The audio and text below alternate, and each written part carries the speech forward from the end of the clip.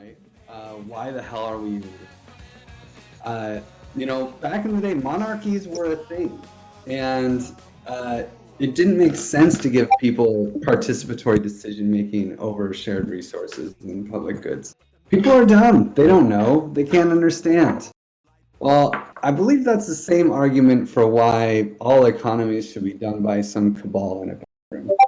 Currently, whether it's legacy economics, where it's the Federal Reserve, which is totally separated from the normal people making decisions. Hey guys, welcome to the party. If anyone wants to talk, just say something in the Haus Party chat and I'll unmute you. But if you just want to hang out and listen, that's cool too, whatever. Oh, okay, cool. Yeah, and feel free, when I guess when I'm done with the early presentation part where I'm explaining stuff, maybe let anyone talk if they have a question. We'll just open it up. Free for all. Yeah, I prefer free for all. I can hold it down.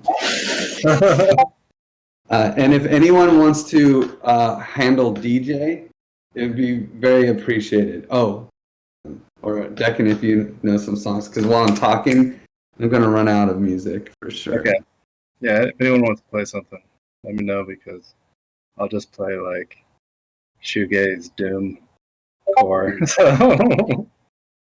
Okay, so 5 people just showed up or whatever, so I'm just going to repeat what I said. So back in the day, monarchies were a thing, right?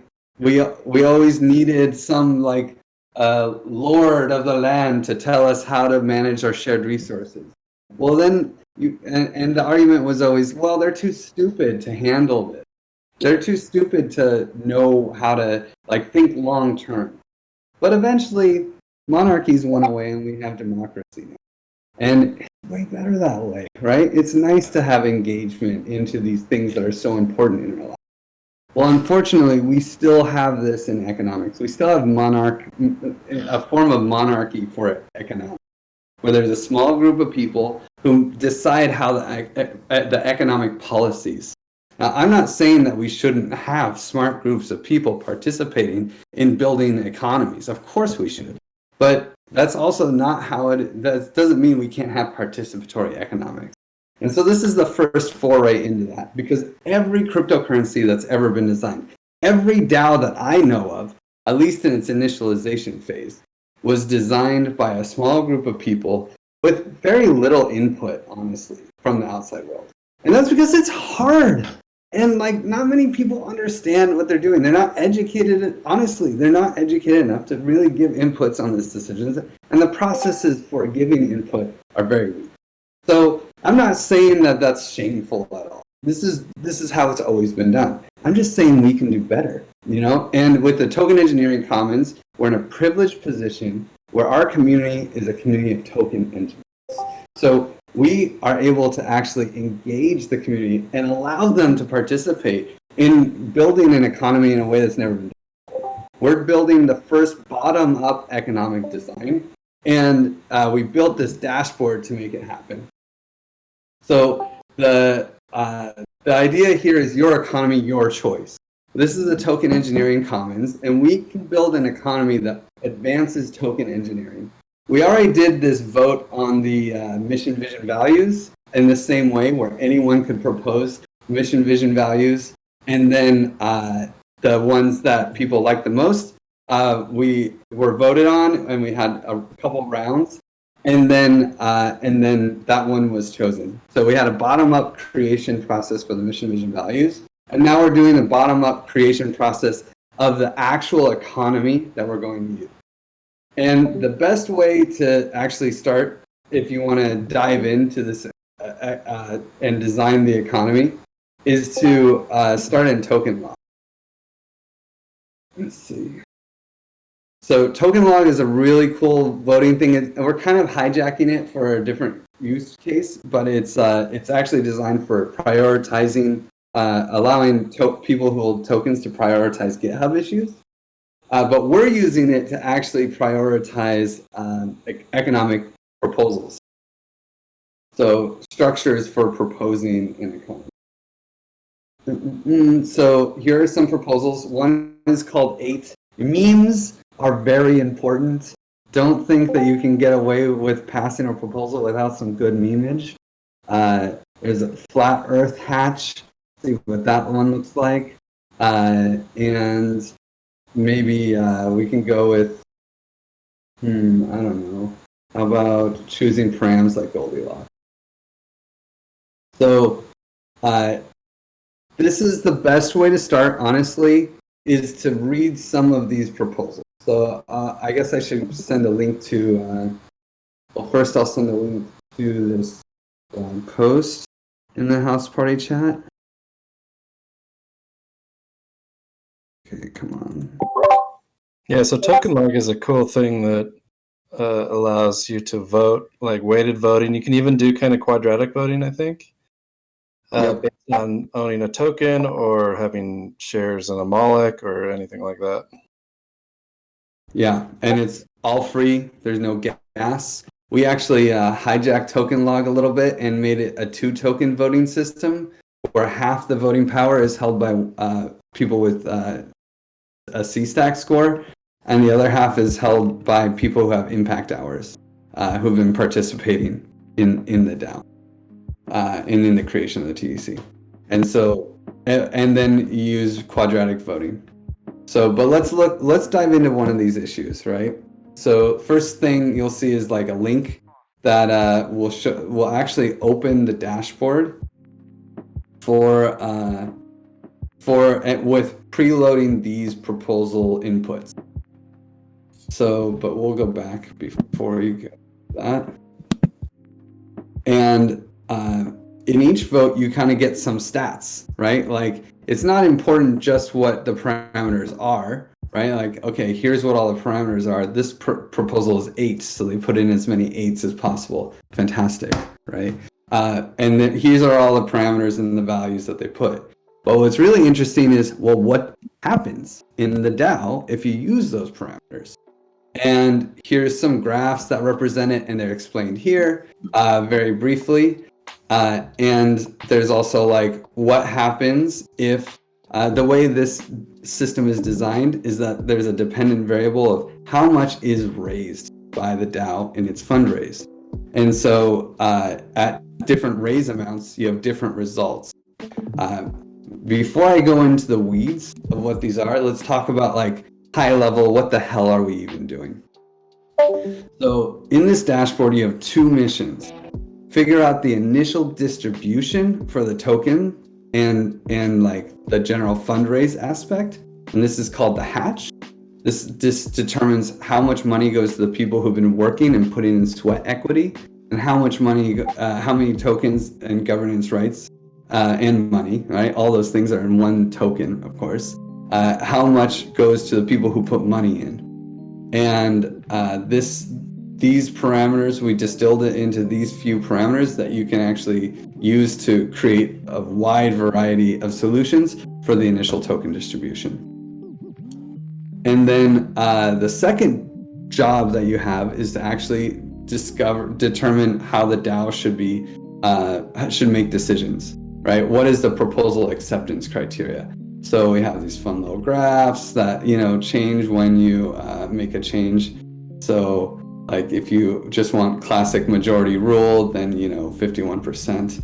You have a lot of space that people could vote no and it still go through. If you move it up here, then you have less space.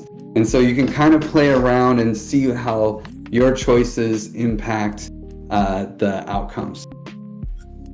And then down here you have a section where you describe why you're doing this. And this is where things get really interesting, because all of this stuff has an impact on everything else.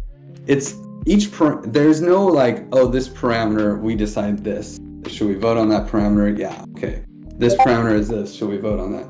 That doesn't really work, because it's more like a web, where if you change one parameter, then strategically it's better, that might have an impact on other parameters. And this is where token engineering comes in, where we design the system from a holistic point of view and actually try to understand and create a strategy for this DAO. For instance, if you want to raise a lot of money, then maybe you would want the backer's rage quit percent, the amount of money that the backer can pull out if they rage quit, to be really high.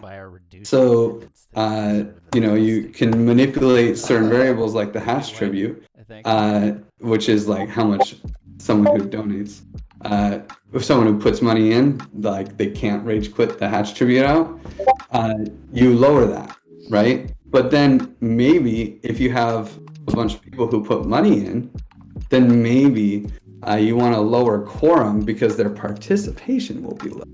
So you want to lower the quorum because they're just throwing money in and they're going to be passive.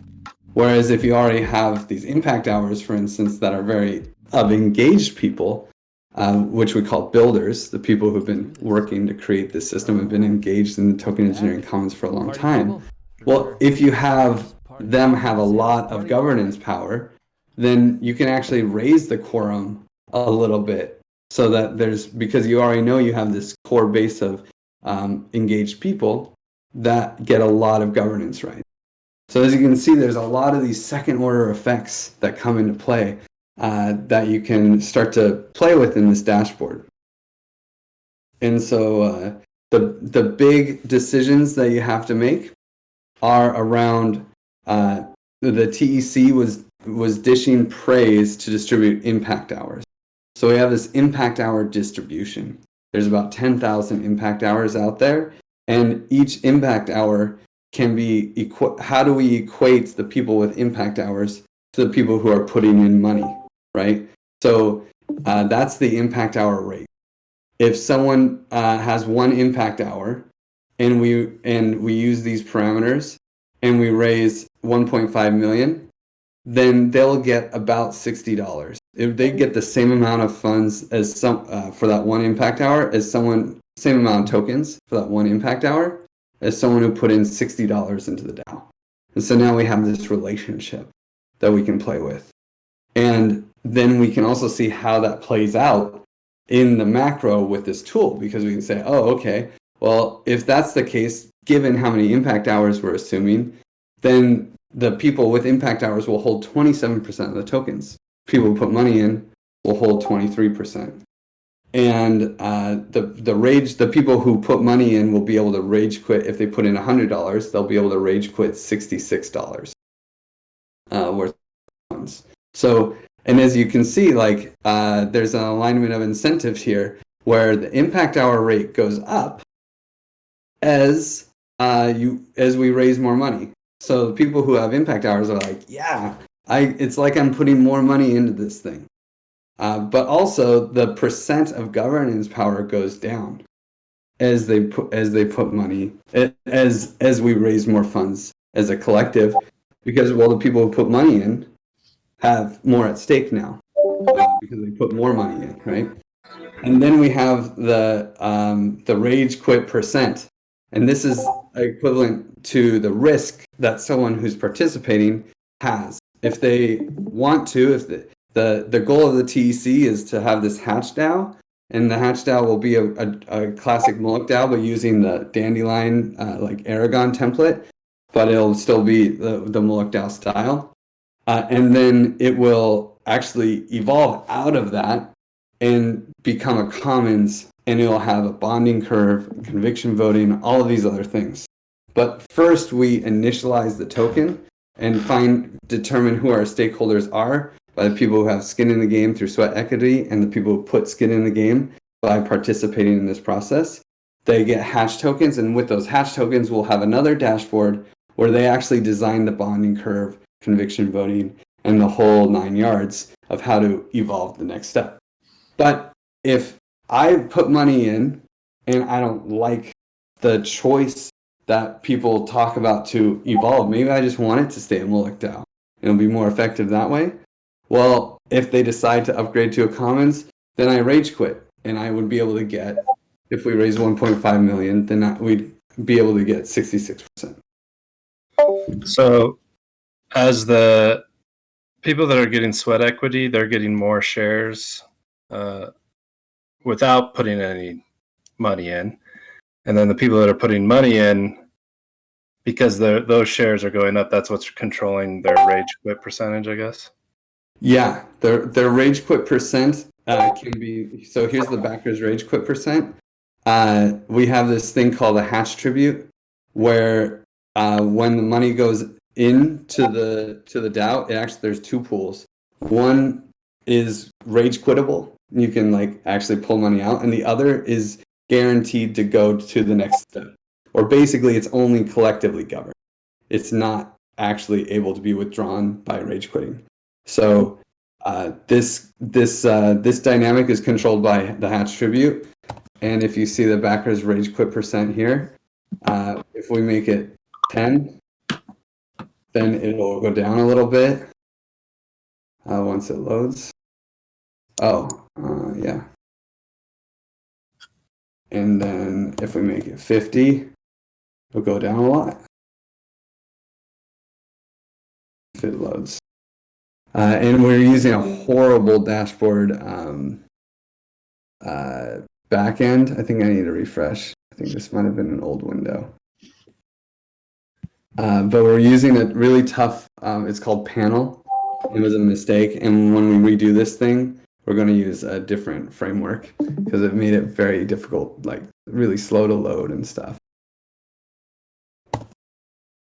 So the hatch tribute affects it. Right? Ooh, look at that. Let's bring it back to 8. But also the impact hour rate affects it. So the way to determine the impact hour rate, which is how much someone gets for each impact hour, is to play with the impact hour rate at infinity. This kind of controls the shape of the curve. So if it's really high, then the curve gets straight.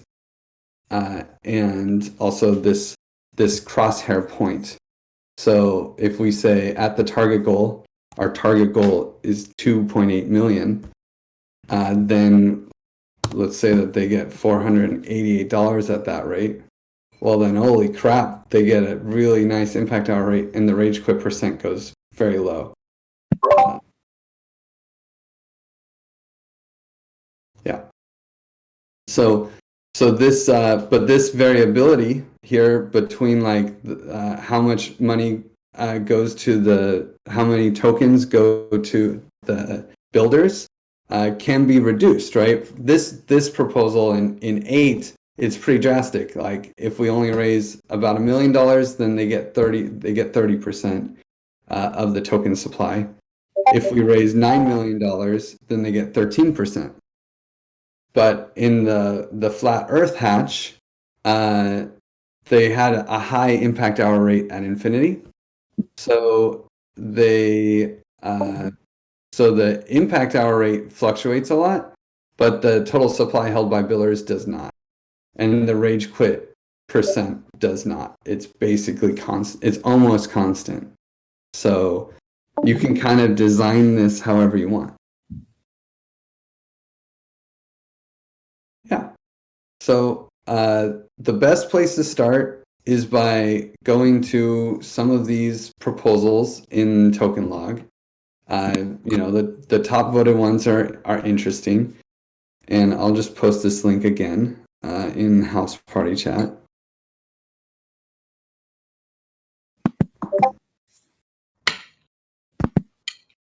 And yeah, and then read some of the proposals.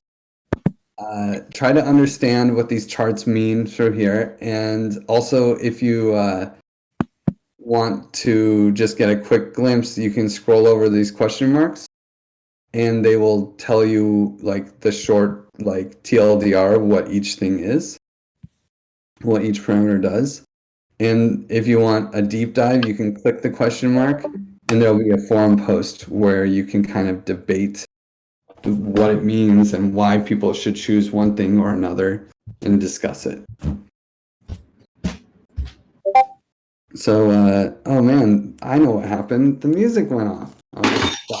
And then I would say I'm just kind of open for you guys to play. And if anyone has any questions about like trying to make this easier to understand for them, I'm happy to talk about it. But honestly, just go in, read a proposal, and then, oh yeah, the coolest thing is that when you click any of these links, you can just fork it. So you can look at this proposal and be like, okay, this is cool, but I'm more of like a Hatch tribute guy. I actually think that we should have a low backer rage quit %. So I'm just going to make this 80.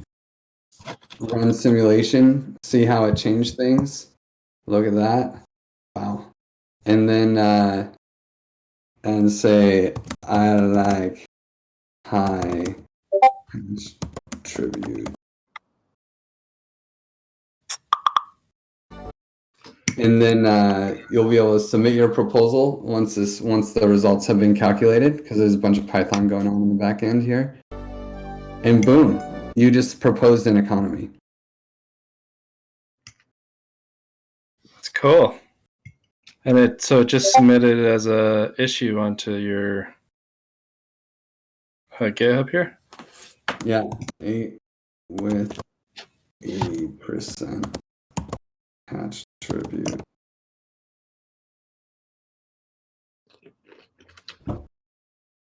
And now people can see it and they can look at it and be like, whoa, that's a weird one. 80% hash tribute.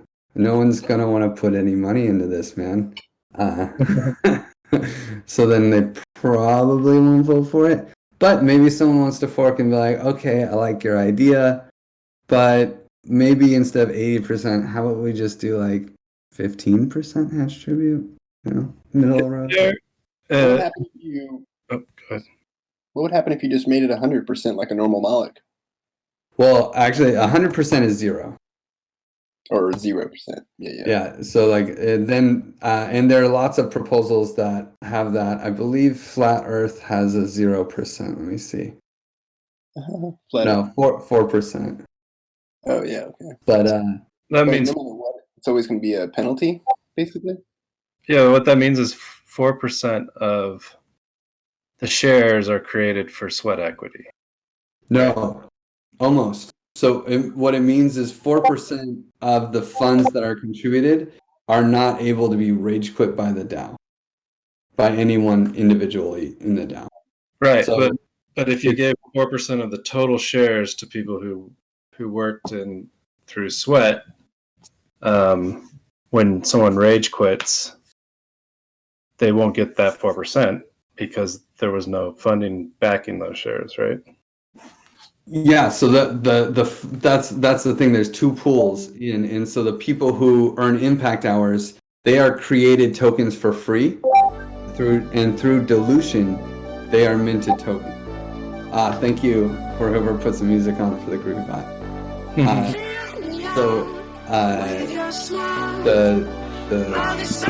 The people with impact hours get free tokens just minted. But the Hatch Tribute says, hey, we raise $1 million and the Hatch Tribute is 10%. Only 900,000 can be rage quit out of that. Like if everyone rage quit, they'd only pull out 900K and there'd be that 100,000 still there. That is only governable by collective decision. Right, and so that dilution is the amount of shares that has been created for the sweat workers. Yes, exactly. Right. And that's and we don't explicitly call that out as a parameter you can decide. It's kind of derived here by well, I'll go to one of these results. It's derived by this chart right here, or it's explained in this chart right here, simulated outcomes, where it's like the total supply that the billers get if we raise this much is this amount. Cool. So this is based off of Moloch V1 and the Aragon kind of version of it, right? Yes. Yes. So yeah, it's cool, and it's for the people that are like lost on that point. It's a like a share would cost some amount of money, right? Like 1 XDAI or something, and some people are just putting money into the DAO, saying like, here's some, you guys can spend it well, and I want to have some participatory governance over it with you. And others are going to go do some work actually for the DAO and say they do one DAI worth of work, they'll get 1 share. And this is how I understand it, right? And so then now those shares that don't have any direct backing from DAI, because it's basically you paid someone to do the work, so that they actually have that. It's diluting them because they have shares. Yes, exactly. It's diluting all the other people who put money in, which is totally fair, right? I mean, it's not only monetary contributions that are going to help a DAO succeed. And yeah, but also this is just like there's a specific configuration space. If you don't think people deserve impact hours, you can just make the max impact hour 1 or make the impact hour rate a target goal 1 and just like make this really small too. And boom, like it's basically the normal start for a Moloch DAO where like the people who got impact hours did nothing. You know, that's totally within the configuration space. Put this 0. And does is when you're like configuring one of these, doesn't context have like a really huge like part when you're designing how a DAO is going to work? Like how an economy is going to work. Like, don't you want the context of who are the people participating? Who are the people, like, what is the community doing? Yeah, absolutely. And I mean, lots of people have launched DAOs and no one cared and it didn't matter. Even if their DAO was the most beautiful DAO, if there's no community behind it and it's not in context with what that community is doing, like maybe I want to launch a DAO for orphans in Barcelona. Orphans don't have MetaMask, so it's not going to work out. You know, like it just you have to match your economy is a socioeconomic system. So there's a lot of social parameters, and you have to figure out like, well, you know, maybe with a bunch of libertarians and the hatch tribute is 0 because like individuals need to hold the collective accountable. So by being able to rage quit, then the collective will take care of the individual, right? But if you're in the socialist crowd, then they'll be like, no, man, we like the collective is more important. So let's have a high hatch tribute so that individuals and their greed can be controlled, you know? Different contexts for different groups. Also, there's very social parameters, like the target goal. This is going to be this is the parameter that actually chooses what goes on the screen and what we rally the community to raise. So this isn't just some parameter that goes into the like inner workings of the system. It's literally going to be on the web page. Hey, our goal is to raise, $2.888888 million, and like, or maybe our goal is to raise 1 million, or maybe our goal is to raise 10 million. It's like it's up. We as a community get to decide this. It's not being decided by some technocracy in our crew. It's an open, participatory adventure that we all get to take part in. And the other one is like the other super social parameter is the minting rate. Like if you put in 1 wrapped X die, how many tokens do you get? If you want it to be like Doge, you get 1 billion tokens for 1 wrapped X die, and we mint 100 quadrillion tokens, which is right here, like total tech minted. But if you want it to be like, super valuable, you want people to be like, oh, wow, you have a full TEC, then you make it so that we only mint 0.1. Okay, maybe we mint more than that. Maybe, yeah. Look, then we only mint 100 tokens total. Right? This is purely a social parameter, but it's still important. It doesn't affect any of the tokenomics, but it affects the psychology of people, and so you need to match that with the context of your community. Cool. I think I unlocked the voice on everyone, so if anyone has any questions, just go ahead and speak up.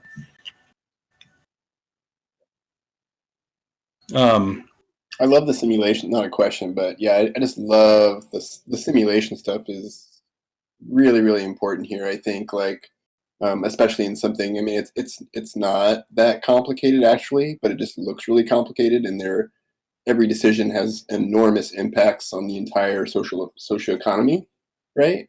And being able to run those simulations in parallel to these configurations is really, really powerful combination. Just in general, from like a holistic standpoint, just because, yeah, I think that's really cool. Thanks, man. Yeah, the reason I'm here is because I hope that at the very least, like even just the concept can like kind of come into the DAOhaus community. Obviously, this is not enough like variables for the way Moloch is now. It's based on Moloch v1.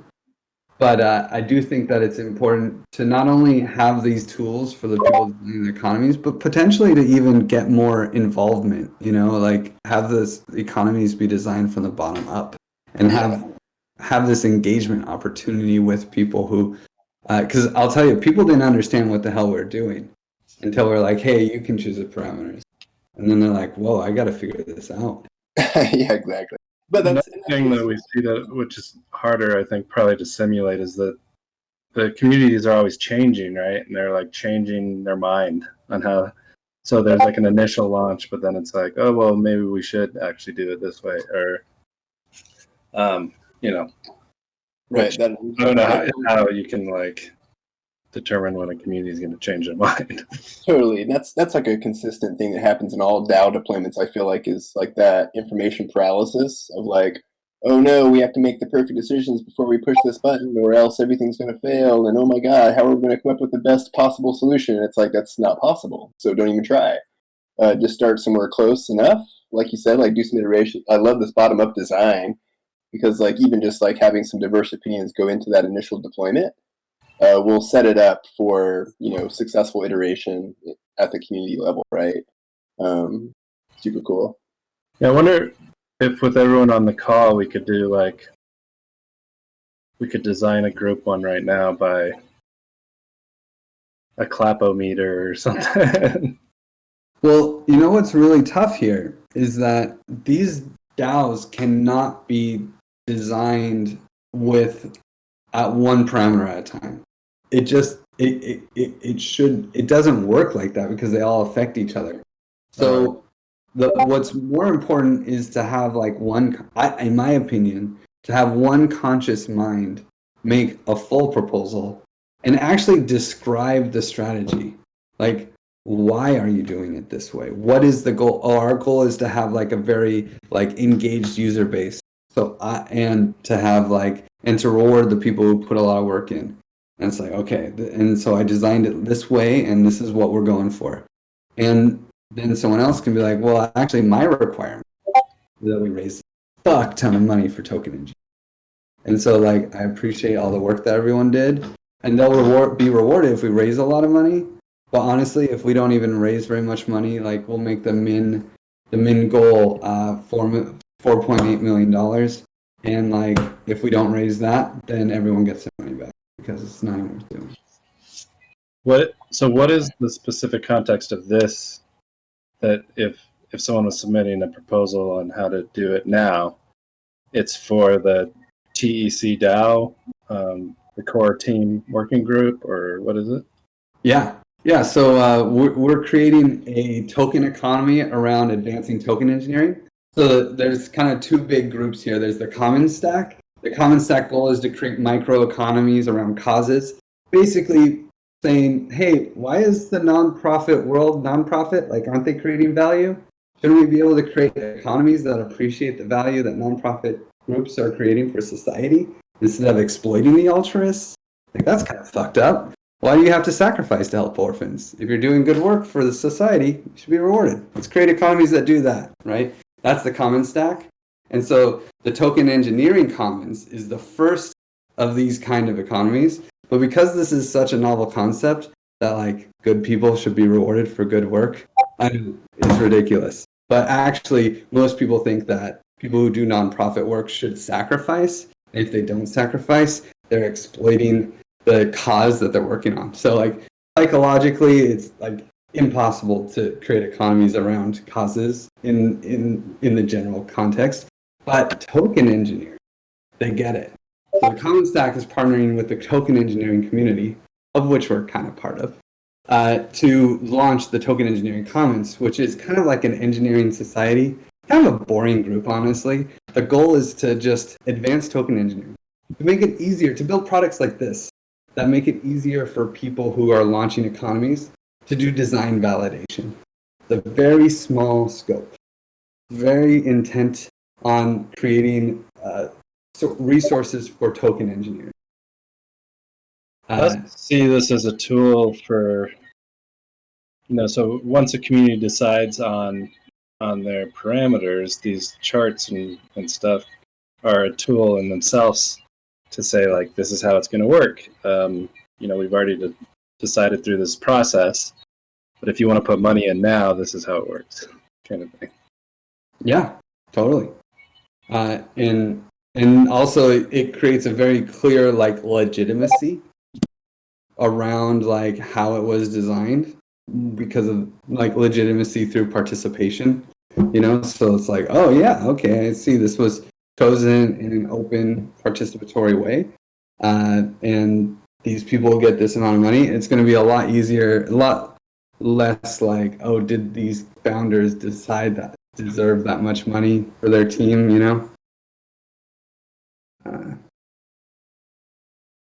Sorry, I see. It looks like someone unmuted here.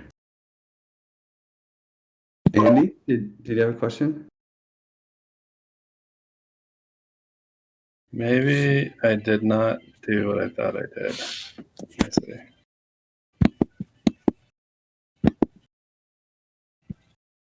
No, it looks like everyone's unmuted. Oh, wait, no.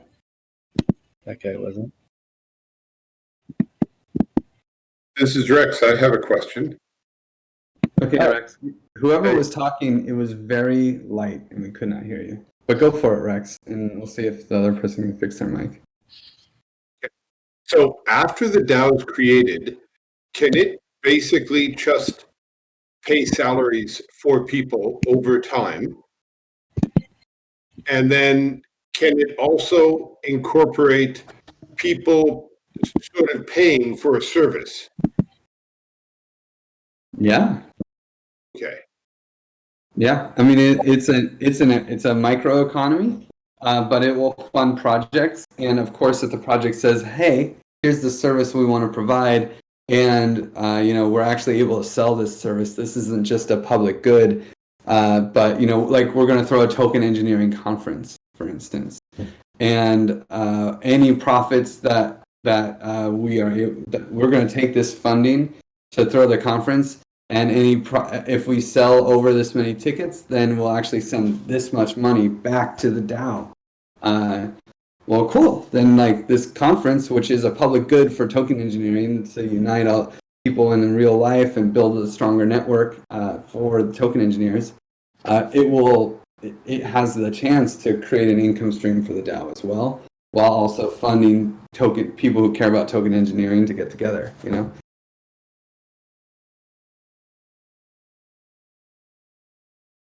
No, Andy, we still can't hear you. Which one is Andy?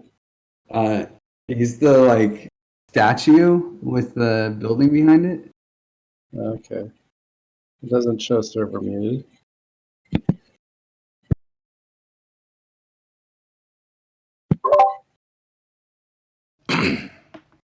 Yeah, to that point though, there's different ways that people are doing that already. Like Raid Guild is a service DAO. It works more like a co-op where everyone works. The DAO is kind of like a pass-through for clients and works as a kind of big networking group where people team up together to work on a project, and then they get paid by a client, and then they give back some spoils to the DAO on however much, say they were paid $10K by a client, then they'll put $1,000 back into the DAO. And then the DAO uses that for internal kind of projects. which are usually more dev projects, but just for open source, public goods kind of things that the DAO wants to do. So everyone it's like a backup fund kind of. People get to meet each other through the DAO and network and create working groups, and then the spoils funds like a fund where in between clients they can go build something that they really want to, something kind of interesting. But every DAO does it a little different, in that you could have funds going directly back into the DAO like that, where the DAO then governs how it's processed, or maybe you could have like a dividend kind of payment, where DAO members with shares got that 10% of spoils distributed directly to them, not back into the DAO. Or you could do something like an investment DAO where it's something that's compounding or something. So there's a lot of different things you could do.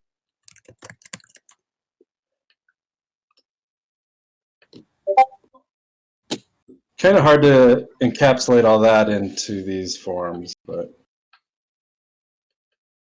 is there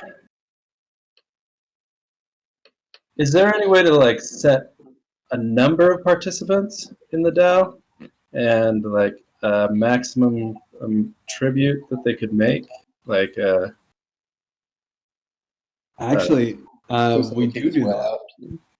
So that this is the Common Stack has this module, you could say, called the Trusted Seed, which which many of you are members of actually, where you apply to be part of the Trusted Seed, and it acts as a legal shield to a certain extent for people who want to participate in normal DAO stuff. And so like the Trusted Seed will only accept you if you're someone who's not just chasing airdrops. Like if your Twitter is just airdrop, degen, green frog, then like you don't get into the Trusted Seed. You're an ape, right? But if it's like green frog, airdrop, oh hey, look, I'm building new economies. Oh wow, look at what we can do with blockchain. Look at the power of this technology. Oh, I want to support nonprofit causes. Oh, I actually care about this or that. You can care about money and care about using blockchain tech to make the world a better place. As long as there's some proof that you actually care, that you're a real person who cares about this, and you're not only in it for short-term gains, you can be part of the trusted. So your vegetable, green frog, and dog meme ratio needs to be against some kind of something else. Meme ratio. Yeah, that's perfect. Yeah. And then when you come in the Trusted Seed, you can apply for a scholarship and just like get free C-Stack tokens that way. But you have to we have this app that allows you to adapt, that allows you to send DAI and become part of our Swiss membership, our Swiss association. And then that Swiss association is kind of like a mutual aid legal fund. So if anyone is like worried, oh, I'm part of this DAO, and they might what if this DAO votes to firebomb a building? Oh my God, I could be sued, right? Like, as long the Trusted Seed will actually protect you. We'll pay your lawyer fees if anything happens. That's a good idea. I like that. It's kind of like insurance, it's kind of like DAO insurance. And how do you fund that Trusted Seed? Through membership dues. Okay. So when people to join the Trusted Seed, you can apply for a scholarship, but if you don't apply for the scholarship, and we haven't rejected anyone from a scholarship, but if you don't apply for a scholarship, then the dues are 450 DAI per person on an annual basis. So you don't have to. It's not like we have your credit card, but to be part of this Swiss association and have that legal protection, you have to pay 450 DAI a year. But there are also benefits because not only do you get the legal protection, now we have currently there's about 120 people in the Trusted Seed Swiss association, and there's about 500 people who have applied and been accepted. So this is a very nice list for airdrops, right? It's a very nice list of people that like, oh, these are real community members that want to like make the world a better place with blockchain tech. Oh, cool! I want that in my group. But also for these launches, like for this DAO, you have to be part of the trusted seed to even participate.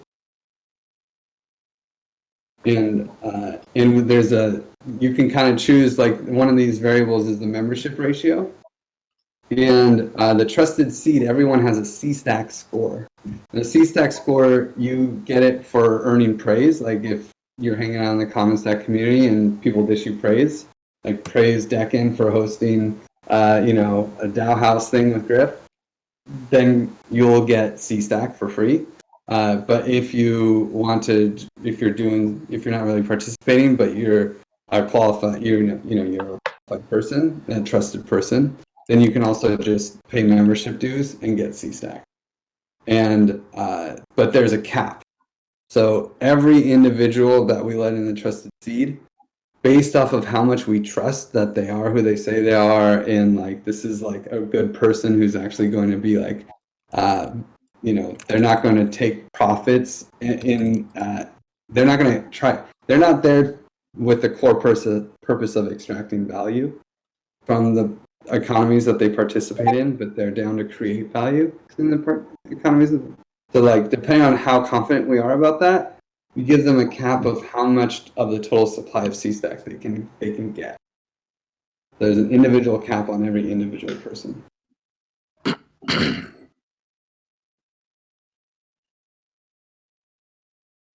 Yeah, that's a lot. I know. Sorry about that. I think it's cool. It's really interesting. I like that idea of funding a fund with some annual membership fee. It's also very strategic for the Common Stack mission of creating like economies around nonprofit causes. We want blockchain expertise. We want people who care. We want people who can actually fund and start initialize these economies. But we want to make sure that they actually care. And so it's kind of a proof of donation, right? It's kind of like proof of altruism, that you actually want to see economies be built up around nonprofit causes to the point that you're willing to support this cause. Mm-hmm. Yeah. And I think even from a non-altruistic perspective, in the long run, right, it is helping altruistic causes in the long run actually is non-altruistic, right? It's going to pay you back eventually. The whole fucking point is to get rid of altruism. Altruism shouldn't be a requirement to provide value for society. This is fucked up, man. This is fucked up. It needs to end. We're literally exploiting the altruists because we don't value societal goods. Yeah, I always think back to like when we started Metacartel, and it was us just putting money together saying we're going to give it away. And none of us went in there, I think, totally altruistically. It was like, there's reasons for us to like team up and meet people and network and all these things. But if you look at like the amount of value that Metacartel has created over the last 2 years, it's like insane how much. It's like way more than 10x. It's like 100x of us just getting together to give away our funds to cool projects starting up in the space. But anyways, yeah, it's like I think there's a lot to that, and the whole economy thing. That's like the problem right now is we're dealing with this legacy economy, right? And so everything is around that. But as we get more of these little kind of shadow economies building up all over the place, and they start working together and collaborating together and paying and just funneling the funds around each other. That's when we start disrupting things in this legacy economy, right? That's when things start really changing, and that's when you can like go and do your laundry with ETH or something. That's when we start. That's when we start leaking into the real world, and it's like, oh, okay, yeah, the corner store now will take XI or something. Right. because their company is a DAO, and because they work in a network of DAOs of all the corner stores in the city that are working together and funding some other things together, you know. So it's like, because it becomes this like bigger thing.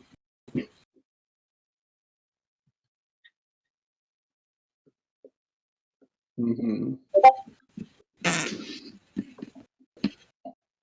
That was a good one.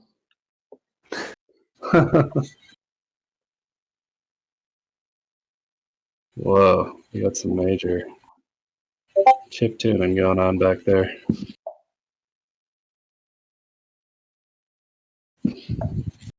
Yeah, what is the membership ratio? Can you talk more about that? That sounded pretty cool.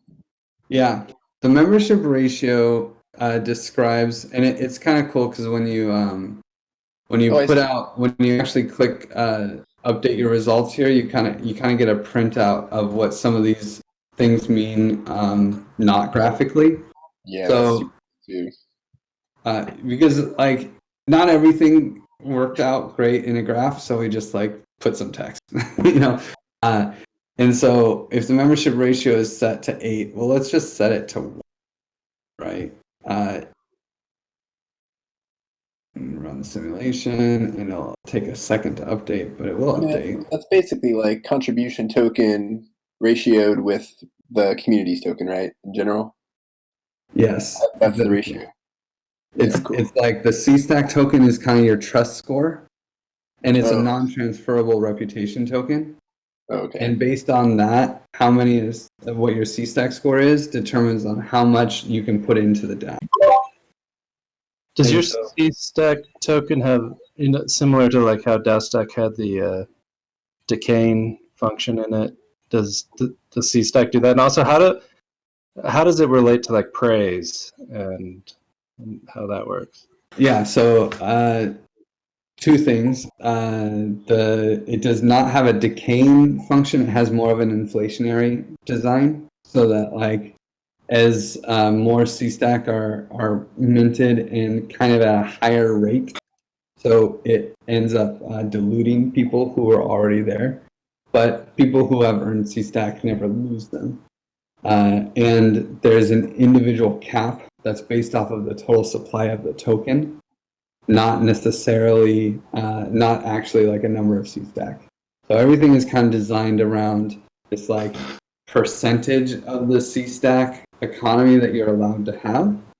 And there's when someone applies, we check on their Twitter and their LinkedIn, we actually look them up and we give them a score based off of like what we see on their social media profiles. We don't care what their legal name is, right? Like it's really cool because you can join the Swiss Association as whoever the fuck you want to say you are, you know?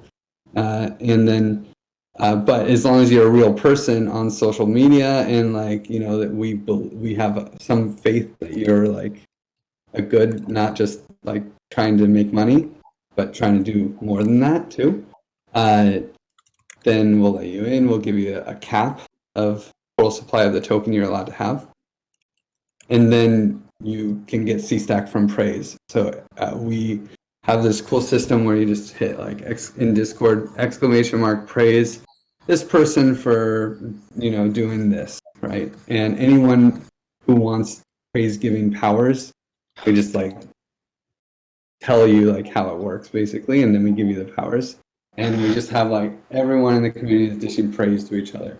In many ways, it's kind of like in Source Cred where you can kind of give people emojis, kind of like that, but has a little bit more of a quality. And its real goal, it's one of the objectives is to create a culture of gratitude. You know, praise this person for helping me with this thing. Praise this person for doing that. It was really awesome. And it's like there's also this cultural aspect to it, you know. But then there's also the reward aspect, and like we acknowledge in the front with no quantification, right? Praise this person for doing this. Not saying how much it's worth. But then for C-stack at the end of the month, we spend 3 hours and we look at every single one of them and we give them all a score. That's how the sausage is made. And then with that score, we also say, well, like how much C-Stack should we award this month? And it's totally subjective with like the group of people who are in Common Stack, although we do it in the open in Discord. Not that anyone would ever want to go this. We put on some music though, it's kind of fun. And we also invite the community to help us quantify if they want. And then that turns into a C-Stack score, and then we just mint C-Stack.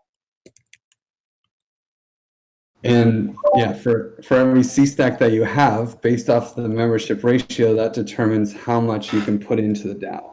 So if by default, just for joining the Swiss membership, which you can do for free through a scholarship, you get 1,125 C-Stack. So you can kind of use that as the base. And if you have a membership ratio of 1, then anyone who joins can send, $1,100 to the DAO. If you make it 10, then we can send $11,000 to the DAO.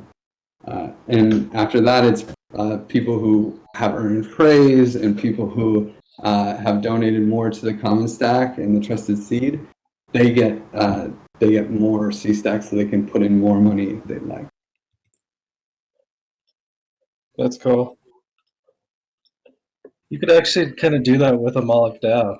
Since Moloch DAO shares are non-transferable and inflationary, you could just like give people more shares every month and have them claim their own. Do people have to claim their shares, or do you kind of airdrop them? I mean, we airdrop. That C-Stack. Well, they have to have applied to the Trusted Seed, so we have their address. Right. And then we airdrop. Cool. Well, I guess we're just about out of time. If anyone's got some last questions, let them rip, or we can just chill and jam out to some tunes and whatever. And you got any final calls to action? It's not all that often that you can propose an economy, and actually design it yourself and get all that credit. So, today is kind of the last opportunity to propose an economy. So really, like, if you want to do it, like, put in the effort to get it out today. And then tomorrow and Thursday morning, at least West Coast time, Thursday morning, we're having debates where people can bring their parameters and say, like, hey, like, I think you should vote for these parameters because this is the strategy, this is what we're doing. And so anyone who proposes, I welcome you to come in and actually tell us why you think this is the economy we should choose. And then the other thing that's pretty funny is like how political this stuff has gotten.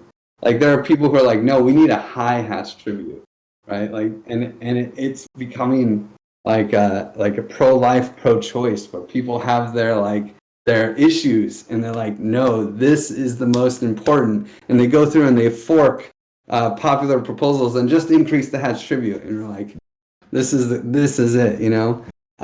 don't vote for that one, vote for the one with the good hash tribute, or like a high min quorum, it's pretty fun. Awesome, man. Yeah, it's been really interesting to see it from the Haus Party perspective, because I just saw it from the metagame one, and yeah, great job. A very different discussion this time, so pretty awesome to see the political and token level. Thanks, Penguin. Thanks for coming twice. All right, man. Thank you for stopping by, and for everyone else who's just hanging out and new on the Haus Party channel. On Thursday, we'll have Oren from Gnosis. We're going to be hanging out with him. Thursday, hour before this one started, I guess. But thanks again, Griff. I always love having you come chat. So if you ever want to come back again, just let me know. Yeah, for sure, dude. Thank you guys for having me. I'm glad I could. I felt like, I did something for Moloch. I should go to DAOhaus and hang out. For sure. Well, thank you guys for having me. It was really fun. I hope I get to see some proposals come out of you guys, and I'm excited to see what you come up with. Cheers. Talk to you later. Thanks, guys. Thanks, Griff. Was this recorded? Because I was like working during all this. Awesome. I'm gonna watch that later on. I'll try. Just go to the Twitch house party and pull it up there.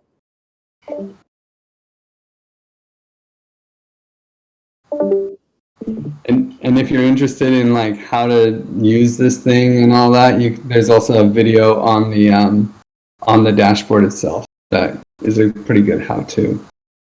Awesome.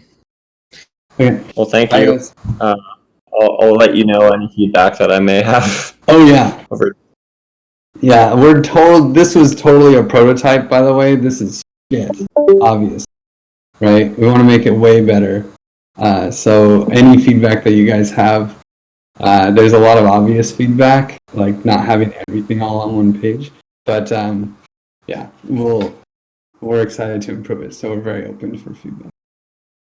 See you guys. Thanks, Griff.